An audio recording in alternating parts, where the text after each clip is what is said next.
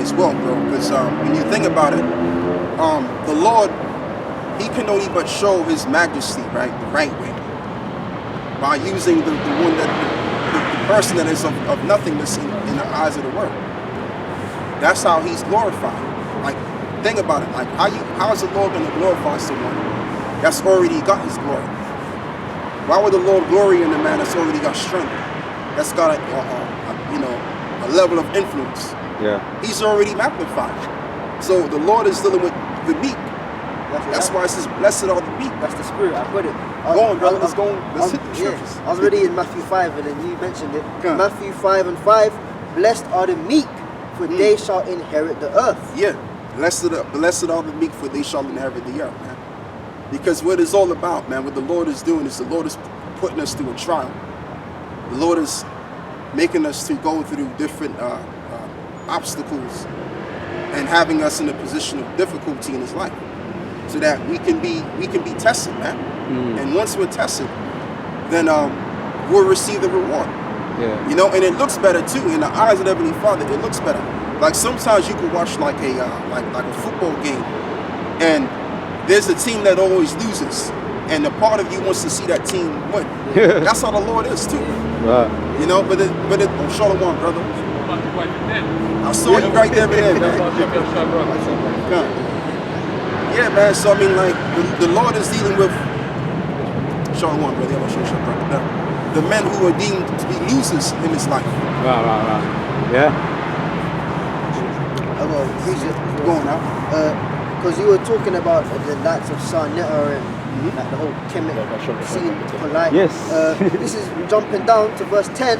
Blessed are they which are persecuted for righteousness' sake, for theirs is the kingdom of heaven. Yeah. Because going back to remember the whole rape thing. Yes. GMS is this, GMS is that. Yeah. Blessed are they which are persecuted for righteousness' sake, for theirs is the kingdom of heaven. Blessed are ye when men shall revile you and persecute you, and shall say all manner of evil against you falsely for my sake. And you know too, and I have to interject, brother, because being that you brought that up, these same Israelite groups were the ones that were saying, oh, you GMS guys are bums, and you GMS guys are teaching this rape doctrine. But on Sarnetta, because they all went on Sarnetta. Remember that, they all went on Sarnetta. Now Sarnetta himself is saying that you GMS guys got it together. And what he did, he done a category, right? First, second, and third. He put we're number one, right? Because in the last video with him and Jabori done Captain Zazara and Jabori done a debate. So he's saying category is we're number one. It's out of ISUPK and Guerrilla Hebrew at for second and third. Either round. So basically, right, he's saying that we're the top Hebrew Israelites, and Captain Tazaria phoned in, and he was answering questions. He answered a question about Moses. Did Moses curse out Yehoshai? And he answered the question and said, "You guys just a joke. I've been answering the same question. You asked me 7 times. I give you the same answer from the scriptures. Leave me the fuck alone." Right, so he's a bit of sour grapes from the fact that he's not number one on Sarnetta's chart. You understand? So Sarnetta, actually, you know, I do remember now. Yeah, what you're saying going on. So he's actually he's hitting him now. It's a blow to him now that all the debates he's been doing, he ain't getting no like respect from Sarnetta. He wants to be number one, isn't it? And he said on the last debate, which I thought was good, man. He said, "Leave me the fuck alone. I keep going over with the same. You ask me the same questions over and over again." So he's got the message now. He's wasting his time with these niggas, and all the time he's put in, he still ain't getting the number one spot. This is what I'm saying to them, right? Because we've already, beginning with Apostle Hall, we told these guys, we said, look, don't bother going on Sarnetta, man. Don't be messing around with these guys.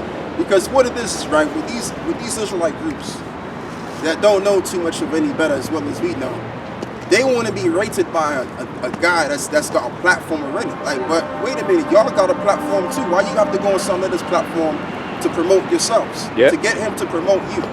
Why doesn't Egyptologists have to promote you guys? That's why you guys, you leaders in Israel, man, y'all ain't really playing with a full deck of cards.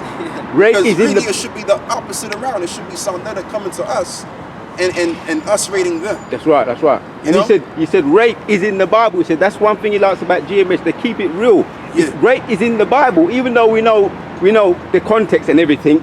He just wanted them to come out, and none of them other camps come out and said it's actually in the Bible. Yeah. They tried to defend it and they've got emotional. And another thing is taking the jab too. Mm-hmm. They didn't agree on taking the jab. Sarnetta, the so-called conscious people, didn't agree with the fact that Tazariak is taking the jab. Wow. So that's another thing too that he's not happy with all the other camps, apart from us. And you know what too, and another thing too, like see what and you know what too, if Sarnetta is saying what he's saying, right? Then you gotta then it would have to be realistic for me to say this as well. Even the people that watch the Israelite groups, they probably themselves are probably thinking, well, maybe GMS, them guys got it right. But I don't really want to go on GMS side yet because, you know, GMS keep it too real. Like sometimes you can keep it real, Right. but you got certain jakes, they don't want you to keep it too real. You know, because then basically, because what Tahal always talks about, he always says this, right? There should be nothing but camps all over the place. So when you come into Great Millstone, yeah, you're learning of your Yahweh Shemiel Shai, but now you have to take the position to be leaders. You understand? Like you got to be responsible. Like what Great Millstone is basically saying is in general is the fact that when you come into this truth, it's not about just sitting on your ass. You also have to take the responsibility now to go out there and do the work. You know what I'm saying? And that's really why certain jakes don't really want to, you know, they agree with Great Millstone, but they don't want to go all the way in with us because they don't want to take the initiative step to actually go out there and do the work and be responsible for teaching. They just want to play it easy. And that's why a lot of these Israelites out there, or our people in general that have been awakened to being Israelites, they're watching all these other outside groups outside of Israel, outside of Great Millstone. Go on, brother. If I may, that's a very good point because these are the guys who, okay, they've heard the truth, they enjoy watching the videos, but they want to sit on the fence like, oh, well, I'm not sure if I want to side with these guys or these guys. I'm just going to play the middle and wait and see. Well, guess what? There ain't no play in the middle. You can't play Humpty Dumpty. There's no grey area. Yeah, you got to pick a side, man. Yeah. Back to you, Slack. Yeah. Oh, I've got a precept on a point you made earlier about how the Most High get the glory if we're already glorified. Yeah. Right. If I bring it out, this is Judges chapter 7. Right. Then Jerubbaal, who was Gideon, and all the people that were with him rose up early and pitched beside the wall of Harod, so that the host of the Midianites were on the north side of them by the hill of Morah in the valley. And Yahweh said unto Gideon, the people that are with thee are too many for me to give the Midianites into their hands, lest Israel vaunt themselves against me, saying, mine own hand have saved me. Shall we read on? Right. Now therefore go to proclaim in the ears of the people, saying, whosoever is fearful and afraid, let him return and depart early from the Mount Gilead. And there returned of the people 20 and 2,000, and there remained 10,000. So that's 20 and 2,000 plus 10. That's right. That's like 2/3 of the people just gone. Yeah. Right. And then Yahweh said unto Gideon, the people are yet too many. Bring them down to the water, and I will try them for thee there. Yeah. And it shall be that of whom I say unto thee, this shall go with thee, and the same shall go with thee, and of whomsoever I shall say unto thee, this shall not go with thee, the same shall not go. So he brought down the people unto the water, and Yahweh said unto Gideon, everyone that lappeth of the water with his tongue as a dog lappeth, him shalt thou set by himself. Likewise, everyone that boweth down upon his knees to drink. And the number of them that lapped, putting their hand to their mouth, were 300 men, while all the rest of the people bowed down upon their knees to drink the water. And Yahweh said unto Gideon, by the 300 men that lapped, I will save you. That's going into something else now, right?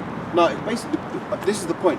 Okay. Basically, the Lord whittled it down from around 3,000 men to 10,000 men to just 300 men, so that the Most High could get the glory in the battle. Because the point was, he was saying, if you all go out there and I deliver the Midianites into your hand, you're going to glorify yourselves, because you're going to think, oh, we did it by our might. But the Most High took just 300 men to destroy the Midianites. So that's the point. Yeah, I mean that's what I thought. But yeah, so even in war, as the brother just read about, the Lord could you. I'm even go as far as saying this, man. The Lord could use one man to destroy 10,000 people. Man. The Lord can do that as well. But that's even in I think that's in Isaiah too, somewhere in Isaiah, where it says what is it? 10 men shall put 10,000 to flight. That's right, yeah. So that can happen. That can happen. So with us now, the very few of us that's in this truth, we're actually changing the world drastically. This gospel has infiltrated all around the world, and now everybody's talking about this Israelite thing. People are asking questions. Who are the Edomites? And all of this other stuff. Where do you get that from? They got it from us. And you got these historian gatekeepers. They don't really want to deal with that information, because if they deal with that information and they publicate it, then it's going to offset their lives. And it only took a very few of us, man, and not only just a few of us, but the least of us, to confound the wise, to confound these historians, right? Which the true historians, they know what we're saying is true anyway, but they're confounded in their agenda. That's what I'm saying. You know, go on, brother. I'm just getting one for you. Let's see what else we can also get to. We can also get. Oh yeah, get what Paul said. I think it's in 1 Corinthians. Let me see. I got my Bible. So I can check it. I got that one, Deuteronomy 32, yeah, about the 1,000, yeah? I got that one, Deuteronomy 32, yeah? Oh yeah, okay, go on. Deuteronomy 32 and 30 says, how should one chase 1,000 and two put 10,000 to flight, except the rock had sold them, and the Lord had shut them up. Yeah, I remember. Nothing's changed. I just saw it. Some shit don't change, man. Yeah, it's just the same. Yeah, read that again, brother. Deuteronomy 32 and 30. How should one chase 1,000 and two put 10,000 to flight, except the rock had sold them and the Lord had shut them up? Yeah. So I mean, again, that can happen. We look at King David. King David was just, I mean, every time he went to war, he was kicking ass. Whether he had, I mean, doesn't sound many men he fought with, but you know, every time he went to battle, he would win. In the 1,000. Because the Lord was always behind him to make sure that he won. Yeah. So the Lord can do the same thing even to the house of David. The house of David is confounding the house of Edom. Because Saul killed his thousands and David killed his tens of thousands. So he was taking lives, man. Yeah, he was. I mean, blood was on his hands. So I'm going to say what I'm going to say again. The same way that King David was able to take down tens of thousands of men is the same way the house of David could take down this house, this empire. That's why Yahushua said that pray that you actually can move a mountain. And we are moving this mountain. The mountain of Edom. Even talking about David, right? Whenever the men of the Lord went to war, they went in the power of the Lord, man. Yeah. Not in like their physical strength, Right. because when you check it, when he went against Goliath, they tried to, because he was still kind of young at the time, they tried to put the armor on him, but the armor was too big, and he said, I can't go in these, but I'll go in the name of the Lord. Then he picked up the smooth stones and took down Goliath. Yeah. Can I say something, elder brothers? Yeah, I remember there's a scripture where some of these armies they went to war without consulting the Lord. Yeah. And they failed. And they failed. Yeah, but everyone that went before the Lord first and prayed and whatever, yes. they always won. Yes. But who went against and did their own thing? Yeah. They lost. Joshua, David, they all consulted Wow, with that's Yahushua beautiful. Like they all consulted before they went to battle. They all consulted. Yeah. So, got a precept here. 1 Corinthians 1 and 27. But the Most High have chosen the foolish things of the world to confound the wise, and the Most High have chosen the weak things of the world. Like in this world, right? Like people have been taught to believe that so-called black people have low IQs. So ultimately in this world, we'll consider the fools in this world. We'll consider the offscoring of the world, but yet the Lord is using us in this lower predicament that we're in to confound the wise, to confound those which are. You understand? Just like how you made mention of the story of David and Goliath. When David went up against the Philistine, he slew him. And he did it in the name of Yahweh Shai. Like every time we start the camp, we always give praise and glory to the Heavenly Father. Yep. Because that's what we're preaching in. We're preaching in His Spirit. So we want to confirm that before we get started with the ministry, that we're doing this in His name. So through His name, all will prosper. Go on, brother. Right. But the Most High have chosen the foolish things of the world by the foolishness of preaching to confound the wise. Brother, get the scripture where it And the says, Most High have "Demons chosen in the weak one," things of the where he world said, to I said, confound the things "Put which them are down to mighty, pluck up." I think hopefully I'm correct. and the base things of the world, and things which are despised of the Most High chosen, yea, and things which are not, to bring to naught things that are. Yeah, and it's quite evident now that so-called black people put together we're considered despised in the eyes of the world. But yet, the thing that which is despised and the thing that which is to naught is doing something against those which aren't. And we're literally destroying their world spiritually.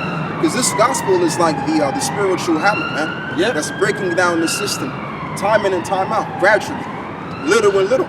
Now, how bad is that now? We don't lift a finger, Yeah. Yep. right? It's all through the Spirit. Yeah. That's beautiful. That's Exactly, beautiful. brother. Yeah. Go on now. Jeremiah 18:7. At what instant I shall speak concerning the nation and concerning the kingdom, to pluck up and to pull down and to destroy. Yeah, so that's what the word is doing. The word is plucking up the system, little and little. Like, think about it. There's 1,000 brothers, man, that's teaching in the name of Yahushua, and that vibration is having an effect on this evil ass system. Just like when we go into the historical account of the wall of Jericho, when the Israelites circled around the building and walked around the building, and they all had the trumpets and they blew against the building, and some of the men shouted against the building, which it was really the priest that had the trumpet, and they all shouted and blew against that wall, and the wall came crumbling down. So this society is equivalent to the big wall of Jericho, and you have thousands of us that's actually pulling it down spiritually. That's what's going on. That's why, if you notice, brothers, time is going like that. Time is going quick. Like me and this brother, we normally talk because we used to go up and teach in northwest London, right? Amsterdam. Yeah. Right. So me and this brother, we would go the same route, and we'd be talking about how what we're talking about right now, how this word is actually having an effect in the system, destroying it. I'm going on. Yeah, go on. Right. Hosea 6:5. Therefore have I hewed them by the prophets. I have slain them by the words of my mouth. Right, I've slain them, I've hewn them down. What does the word hew? The word hew means to cut. Go on. And it says, and thy judgments are as the light that goeth forth. And my judgments are as the light that go forth, man. So there's judgments that happen when we teach as well. But just on a grand scale, this world is going down because of the word of the Lord, for the sake of the word of the Lord. That's why, like I said, time is speeding up. The elites, they're failing on their programs, their agendas, which will not work anyway. So there you go.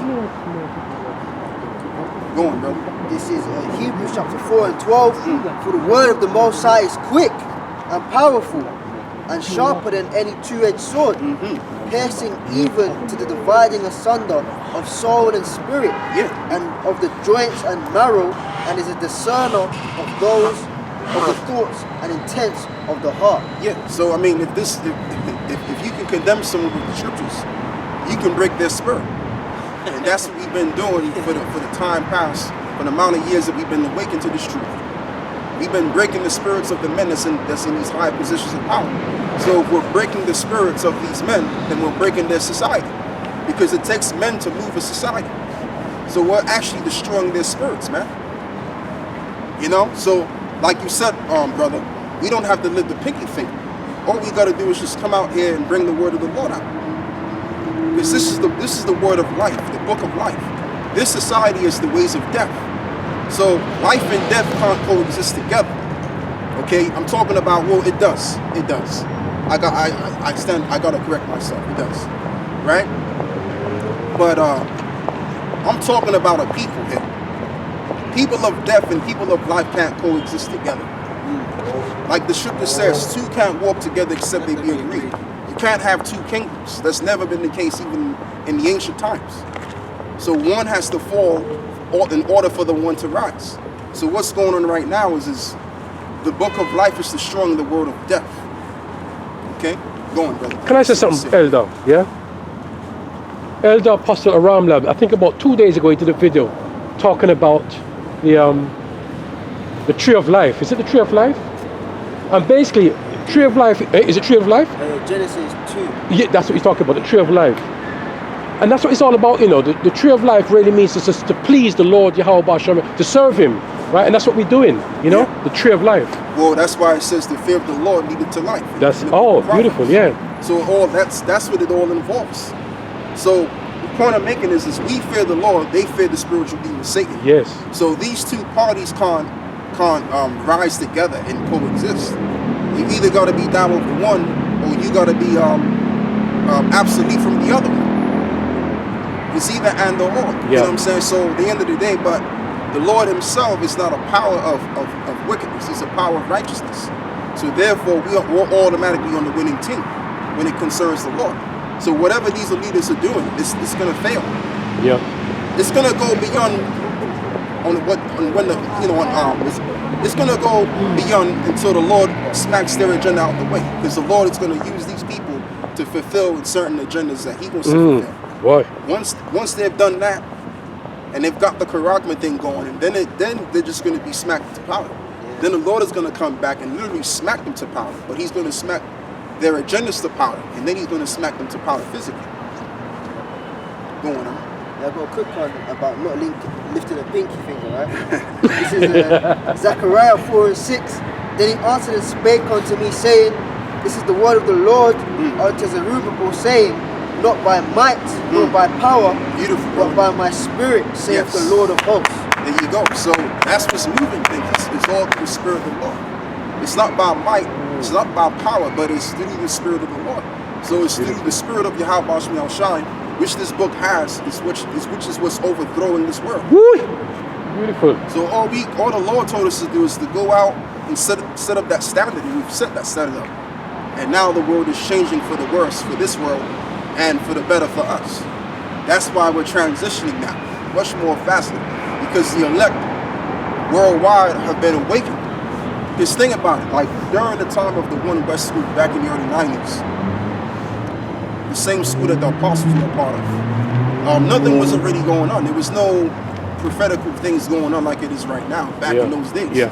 Why? Because you only had like the apostles, which they were the elect out of all of those men, because most of them men came into the truth and left. So, but if you notice, when this truth went global, that's when society really went down a lot more faster. That's right. That's when you started to see a lot of psychological operations going on, a lot of exposing people, people that were once a part of these secretive councils, exposing their secretive council, whatever secretive council they were part of. So, whistleblowers. So a lot of things was going on when this truth went global, because of the elect. The elect, like it says in the book of Psalms. Somebody get scripture in Psalms where it says that I'm going to roughly paraphrase the scripture. I've brought an end with these men, something like that, man. It says, I'm saying it wrong, but man, it's in Psalms, man, where David said, which really he was speaking in the spirit of the Lord. Sit at my side. Sit at my Lord to the place. Sit at my side. Now do my prophets no harm, for I confound the world for this sake. You want me to get it? You want me to get it, yeah? Yeah, please.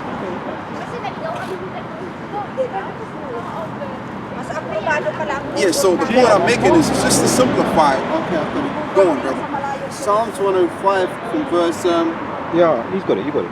yes, Salakia. I'll read from verse 14.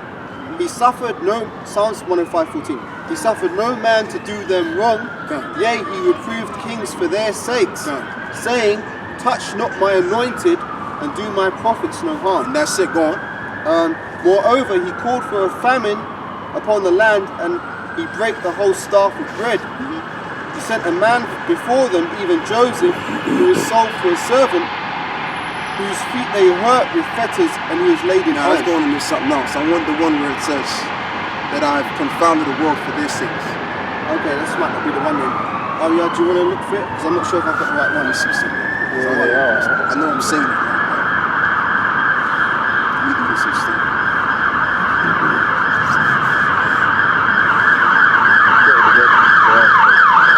I know the one. Created the word for our sakes, you said? Huh? Created the word for our sakes. No, not that one. Not that one.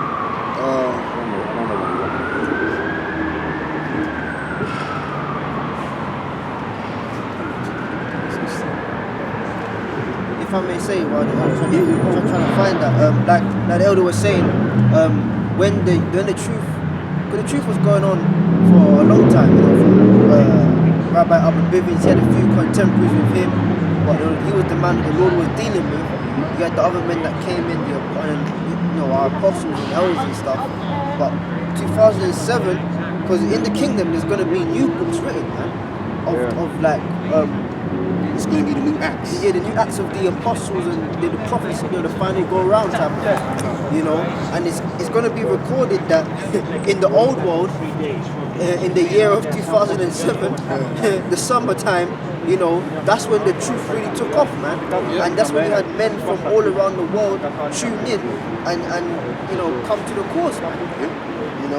My sheep hear my voice. My sheep hear my voice. Because that's when Esau really started. It's true, man. Shit started going downhill from there. Yep.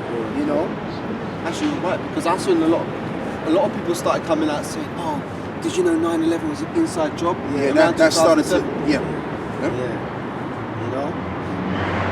That's when a lot of people, the conspiracy theories started, and all that stuff. People was coming out the woodworks, man. Yeah. So 7 and 7 is 14. Add another 7 is 21. See? It's working in sevens. Sevens, man. And that's the number of perfection. It's beautiful. Alicia. Yeah, you was reading it right. I wasn't listening. Yeah, read it again, brother. It's lucky, man. All right, back in Psalms, I think it's 105, wasn't it? Yeah, verse 14.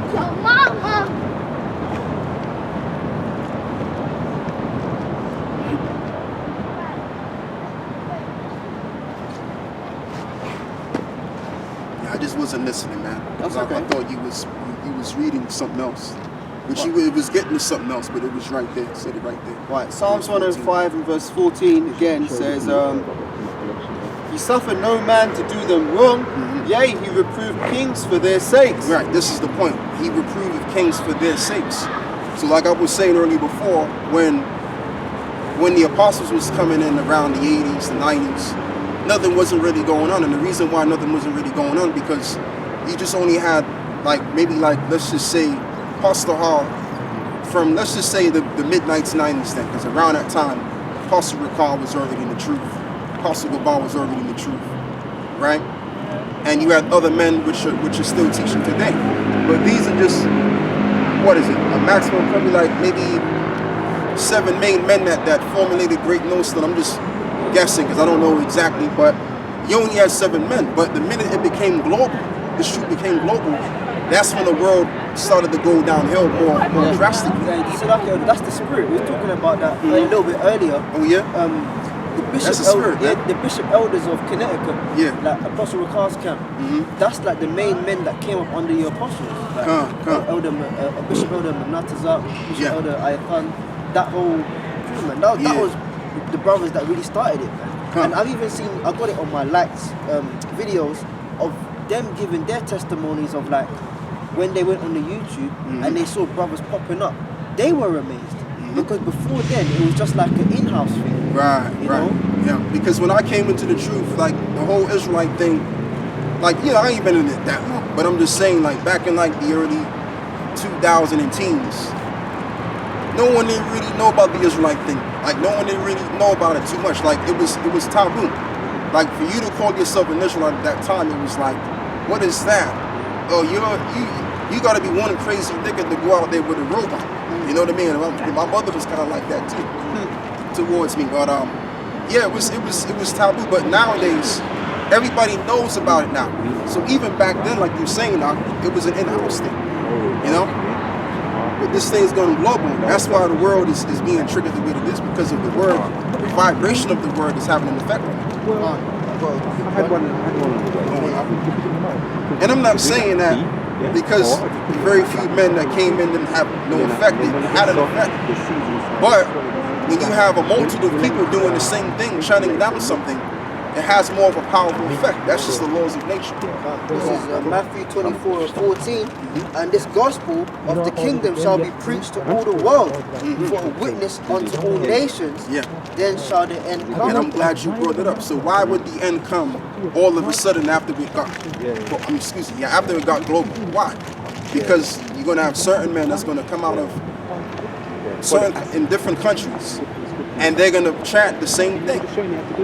They're going to give that chant, Yahweh Shmi Al-Shai, Yahweh Shmi Al-Shai, and whatever words that they speak in his name, what is it? It's going to bring the end of this world faster. Yeah. Okay? That's why it says that. When this gospel shall go out to the four corners of the earth, then shall the end be. You see? Because when the truth just came out in America, and you only had about 7 to 10 or maybe 15 brothers, that wasn't enough to bring in the end quicker. But when it went global, that's when the end started to come and that's when we started getting to that point, beginning around 2007. Two things, if I may. Yeah. The fact that it started with a very small group of men, like you said, we don't know the exact number, a very small group of men, that reminds me of the parable of the mustard seed. There you go. It says, if you have the faith of a mustard seed, you'll be able to move mountains. Right. This thing blew up, it spread itself out across the world. Yeah. And secondly, back when they were at the school, is it One West? Yeah, One West. Yeah. Back in the late 80s and early 90s, the internet hadn't been fulfilled yet.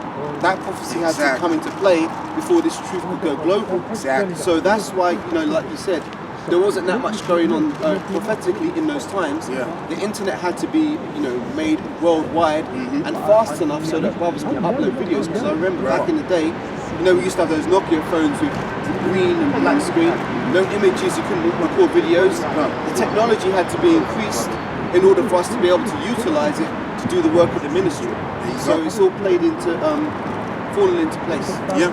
There's actually a prophecy on that. Yeah, Psalms 19. Psalm 19, the unicorn, and this one as well about the small sanctuary. Ezekiel 11 and 16. Therefore say, thus saith the Lord power, although I have cast them afar off among the heathen, and although I have scattered them among the countries, yet will I be to them as a little sanctuary in the countries where they shall come. There you go, brother. That's it right there. I was expecting you to go with you. That's why I didn't say it. No, but so the Lord set up small sanctuaries of himself all around the world, man. And even though these are small sanctuaries, but we're talking about men worldwide. So if you were to combine all of these men together, you got a lot of men. You got a whole army of men right there. That's why it says also in the scripture, I believe it's in the book of Thessalonians, if I'm correct, where it says that these men will stand up as a great army. So it's lucky, what's it again? How the men of the Lord will stand up as an army. Revelation 11? Yeah, Revelation 11, and there's another one. Is it Ezekiel 37? It says yes, Ezekiel 37. Yeah, it says let me get it. But I'll tell you what, you brothers can get Revelation 11, you can get Ezekiel 37, because those two scriptures tie in as well. Alright, this is, I'll go straight to the point. Ezekiel 37, Ezekiel 37 and 10. So I prophesied as he commanded me, and the breath came into them, and they lived and stood up upon their feet, an exceeding great army. An exceeding great army. So like I was saying, if you were to get all of the brothers together that have woken up globally, it would look like a great exceeding army. Now you even have some camps, like in the States, the Chicago camp is one big of a camp right there, man. You know what I'm saying? Now you got certain other states that don't have that great size of a camp. You have medium-sized camps, and then you got a 2-man camp, or you may have a 3-man camp, or you may have just a 1-man camp. But if you combine all of those brothers together, that's a lot of brothers right there. So we're standing up as an exceeding great army because